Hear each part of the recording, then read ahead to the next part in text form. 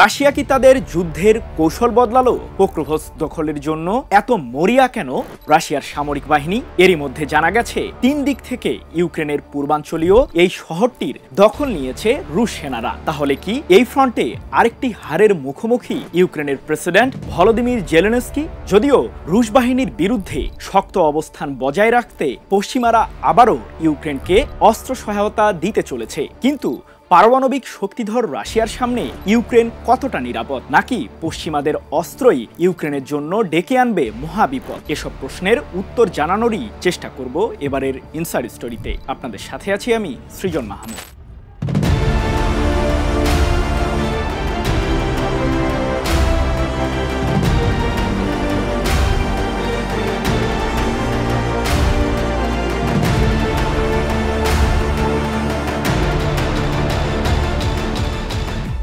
পঁয়তাল্লিশটি ballistic missile ও ৪৫০টি আত্মঘাতী drone দিয়ে সম্প্রতি ইউক্রেনের জ্বালানি কেন্দ্রগুলোকে লক্ষ্য করে হামলা চালিয়েছে রাশিয়া। এতে ইউক্রেন জুড়ে ব্যাপক বিদ্যুৎ সংকট দেখা দিয়েছে। দেশটির রাজধানী কিয়েভের মানুষ টানা ১০ থেকে ১২ ঘন্টা পর্যন্ত অন্ধকারে রাত পার করছে। এ প্রসঙ্গে ইউক্রেনের জ্বালানি মন্ত্রী স্মিদলানা গ্রিনচুক বলেন, যুদ্ধ শুরু হওয়ার পর আমাদের জ্বালানি কেন্দ্রগুলোকে লক্ষ্য করে চালানো রাশিয়ার সবচেয়ে বড় হামলা এটি। এদিকে রাশিয়া ইউক্রেনের জনগণের উপর সরাসরি কোনো হামলা চালাচ্ছে না এমন মন্তব্য করে রুশ রাষ্ট্রদূত রডিয়ন মিরোসনিক বলেন, আমাদের বাহিনী বর্তমানে ইউক্রেনের জনগণের বিরুদ্ধে হামলা চালাচ্ছে না, তারা মূলত ইউক্রেনের সামরিক ঘাঁটি এবং শিল্প কারখানাগুলোতে হামলা চালাচ্ছে। তীব্র শীতকেই পোক্রোভস দখলের প্রধান হাতিয়ার হিসেবে ব্যবহার করছে রাশিয়ার সামরিক বাহিনী। তাই তো ইউক্রেনের সামরিক বাহিনীকে ঘিরে ফেলতে জোরদার চেষ্টা চালিয়ে যাচ্ছে মস্কো। প্রায় ১ বছরেরও বেশি সময় ধরে পোক্রোভস দখলের জন্য শহরটিতে থাকা জেলেনস্কির বাহিনীর বিরুদ্ধে লড়ছে পুতিনের সৈন্যরা। ইউক্রেনের সশস্ত্র বাহিনীর প্রধান ওলেকজান্ডার সিরস্কি জানিয়েছেন, পোক্রোভসকে পুরোপুরি দখলে নিতে ১.৫ লাখ সৈন্য পাঠানোর সিদ্ধান্ত নিয়েছেন রাশিয়ার প্রেসিডেন্ট ভ্লাদিমির পুতিন। এছাড়াও দক্ষিণ পূর্ব জাপোরিঝিয়া অঞ্চলে ইউক্রেনের ফ্রন্টলাইনের পরিস্থিতি উল্লেখযোগ্যভাবে খারাপ বলেও দাবি ইউক্রেনের এই জ্যেষ্ঠ সামরিক কর্মকর্তার। এরই মধ্যে জাপোরিঝিয়ার ৩টি গ্রাম রাশিয়ার সামরিক বাহিনীর কাছে হারিয়েছে ইউক্রেন। এদিকে গত সপ্তাহেই ইউক্রেনের প্রেসিডেন্ট জেলেনস্কি দাবি করেছিলেন যে পোক্রোভসকে রাশিয়ার ৩০০ জন সেনা যুদ্ধ করছে। তবে সময় যত গড়িয়েছে সৈন্যের সংখ্যা ততই বৃদ্ধি করেছে রাশিয়া। যুদ্ধের ময়দানে নিজেদের বেহাল দশার কথা স্বীকারও করেছেন ইউক্রেনের প্রেসিডেন্ট ভলোদিমির জেলেনস্কি। এ প্রসঙ্গে তিনি বলেন, পোক্রোভসকে আমাদের বাহিনীর পরিস্থিতি অত্যন্ত জটিল। তাহলে কি এই শহরের দখল হারাতে চলেছে ইউক্রেনীয় বাহিনী? নিজেদের শেষ শক্তি দিয়ে রাশিয়ার বিরুদ্ধে পোক্রোভসকে লড়ছে ইউক্রেনের সৈন্যরা। তবে শহরটিকে এরই মধ্যে ৩ দিক থেকে ঘিরে ফেলেছে রাশিয়ার সামরিক বাহিনী। তাহলে কি ইউক্রেনকে পোক্রোভসকের দখল ছেড়ে দিতে হবে রাশিয়ার কাছে? পোক্রোভসকে ইউক্রেনের সৈন্যদের অবস্থা অত্যন্ত নাজুক এমনটি জানিয়ে দেশটির প্রেসিডেন্ট জেলেনস্কি বলেছেন, শহরটি ছেড়ে যাওয়ার সিদ্ধান্ত কেবলই ইউক্রেনের সামরিক বাহিনীর কমান্ডারদের হাতে। এই ধ্বংসপ্রাপ্ত শহরটির জন্য আমাদের সেনাদের কেউ মরতে বাধ্য করছে না, আমাদের জন্য গুরুত্বপূর্ণ হলো আমাদের সৈন্যরা।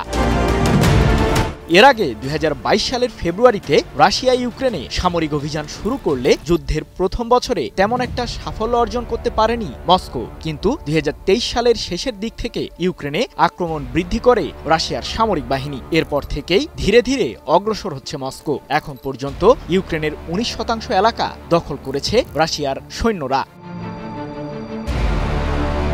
রাশিয়ার বিরুদ্ধে যখন সরাসরি যুদ্ধে টিকতে পারছে না ইউক্রেন, তখন পশ্চিমা সামরিক জোট ন্যাটোর সাথে বিবাদ বাঁধিয়ে দেওয়ার চক্রান্ত করেন প্রেসিডেন্ট জেলেনস্কি। রাশিয়ার একজন পাইলটকে দিয়েই দেশটির MiG-31 সিরিজের যুদ্ধবিমান হাইজ্যাক করার ষড়যন্ত্র করেছিল ইউক্রেন, যার জন্য ওই পাইলটকে প্রায় ৩ মিলিয়ন মার্কিন ডলার পুরস্কার দেওয়ার প্রতিশ্রুতি দিয়েছিল ইউক্রেনীয় সামরিক গোয়েন্দারা। রাশিয়ার যুদ্ধবিমান ছিনতাই করে কি করতে চেয়েছিল ইউক্রেনের গোয়েন্দারা, আর কিভাবেই বা এই ষড়যন্ত্র ব্যর্থ করল রাশিয়ার ফেডারেল সিকিউরিটি সার্ভিস এফএসবি। পশ্চিমা সামরিক জোট ন্যাটোর সাথে রাশিয়ার বিরোধ লাগিয়ে দেওয়ারই ষড়যন্ত্র করছে ইউক্রেন। মিগ-31 সিরিজের যুদ্ধবিমানটি হাইজ্যাক করে দক্ষিণ পূর্ব ইউরোপে থাকা ন্যাটোর বৃহত্তম বিমান ঘাঁটিতে হামলার ষড়যন্ত্র করেছিল ইউক্রেন। এ প্রসঙ্গে এফএসবি জানিয়েছে ইউক্রেনের প্রধান গোয়েন্দা অধিদপ্তর এবং যুক্তরাজ্য মিলিতভাবে রাশিয়ার একটি যুদ্ধবিমান হাইজ্যাক করার ষড়যন্ত্র করেছিল, যাতে সজ্জিত ছিল কিনঝাল মডেলের হাইপারসনিক ক্ষেপণাস্ত্র।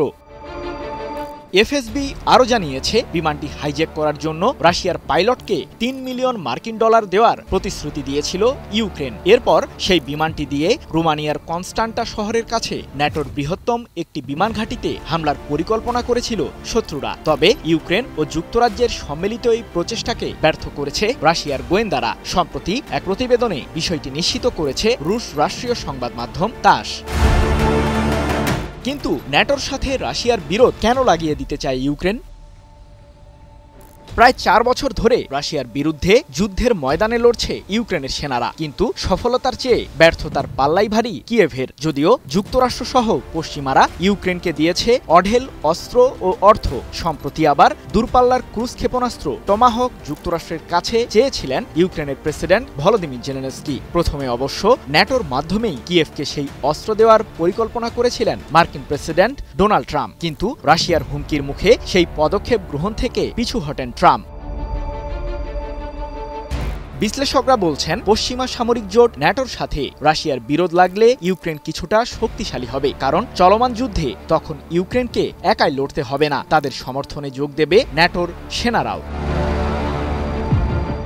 ইউক্রেনকে অস্ত্র দিয়ে আবারও শক্তিশালী করার ফন্দি আনছে ইউরোপীয়রা। প্রায় $500 মিলিয়ন মূল্যের অস্ত্র সহায়তার প্যাকেজটি শীঘ্রই ইউক্রেনে যাবে বলে ধারণা করা হচ্ছে, আর এতে মূল ভূমিকা পালন করবে পশ্চিমা সামরিক জোট ন্যাটো। কিন্তু এত সহায়তার পরও কি যুদ্ধের ময়দানে লাগাম ধরে রাখতে পারবে কিয়েভ? পশ্চিমা সামরিক জোট ন্যাটোর মাধ্যমেই ইউক্রেনে যাবে এসব অস্ত্র। $500 মিলিয়ন এই অস্ত্র সহায়তা প্যাকেজটিতে রয়েছে সামরিক সরঞ্জাম এবং যুদ্ধাস্ত্র। মূলত ইউক্রেন বিমান বাহিনীর এয়ার ডিফেন্স সিস্টেমগুলোকে শক্তিশালী করার জন্য Denmark, Estonia, Finland, Iceland, Sweden ও নরওয়ে সহ 8টি বাল্টিক ও নর্ডিক ন্যাটো মিত্র এই সহায়তাগুলো দেবে। সম্প্রতি এক প্রতিবেদনে বিষয়টি নিশ্চিত করেছে ইউক্রেনের সংবাদ মাধ্যম দ্য কিয়েভ ইন্ডিপেন্ডেন্ট।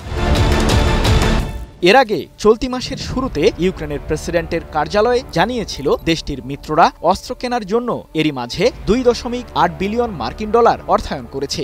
এ প্রসঙ্গে ন্যাটোর প্রধান মার্ক রুটে বলেন, আমাদের নর্ডিক এবং বাল্টিক মিত্ররা ইউক্রেনের জন্য গুরুত্বপূর্ণ সামরিক সরঞ্জামের আরও একটি তহবিল সরবরাহের পদক্ষেপ নিচ্ছে। ইউক্রেনের জ্বালানি কেন্দ্রগুলোতে কয়েক মাস ধরেই জোরদার হামলা চালিয়ে আসছে রাশিয়ার সামরিক বাহিনী। এরপর থেকেই এয়ার ডিফেন্স সিস্টেম, বিশেষ করে যুক্তরাষ্ট্রের তৈরি প্যাট্রিয়ট মডেলের বিমান প্রতিরক্ষা ব্যবস্থা সরবরাহের জন্য পশ্চিমাদের কাছে আবদার জানায় কিয়েভ। এর আগে ন্যাটো নেতৃত্বাধীন প্রকল্পের অধীনে ইউক্রেনকে প্যাট্রিয়ট ও হিমার্স মডেলের রকেট সরবরাহ করেছিল ইউরোপীয়রা, কিন্তু এগুলোকেও ভেদ করে ইউক্রেনে হামলা চালাতে সফল হয়েছে রাশিয়া। সমরবিদরা বলছেন, রাশিয়া সম্প্রতি বুরেভস্টনিক নামের নতুন একটি হাইপারসনিক ক্রুজ মিসাইল উন্মোচন করেছে, যার হামলার পরিধি অসীম। নতুন এই মিসাইলটিকে পৃথিবীর কোনো এয়ার ডিফেন্স সিস্টেম শনাক্ত করতে পারবে না বলেও দাবি মস্কোর।